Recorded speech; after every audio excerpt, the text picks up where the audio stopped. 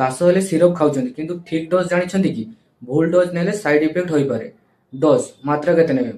ବୟସ୍କ ପାଇଁ ମାନେ ଏଡଲ୍ଟ ପାଇଁ 5 to 10 ml 1 to 2 ଚାମଚ ଦିନକୁ 2 ରୁ 3 ଥର। ପିଲାଙ୍କ ପାଇଁ 2.5 to 5 ml ଦିନକୁ 2 ରୁ 3 ଥର। ଏହା ଜେନେରାଲ ଡୋଜ୍। ସିରପ ବ୍ରାଣ୍ଡ ଅନୁସାରେ ଚେଞ୍ଜ ହୋଇପାରେ। ଇମ୍ପୋର୍ଟାଣ୍ଟ ଟିପ୍ସ, ମେଜର କପ୍ ବ୍ୟବହାର କରନ୍ତୁ, ଲେବୁଲ ଭଲ ଭାବେ ପଢ଼ନ୍ତୁ, ଡକ୍ଟର ଏଡଭାଇସ୍ ବେଷ୍ଟ। 5 ରୁ 7 ଦିନ କାଶ ଭଲ ନ ହେଲେ ଡକ୍ଟରକୁ ଦେଖାନ୍ତୁ। ଠିକ୍ ଡୋଜ୍ ଶୀଘ୍ର ରିଲିଫ, ଅଧିକ ଡୋଜ୍ ରିସ୍କ ହେଇପାରେ। Thank you.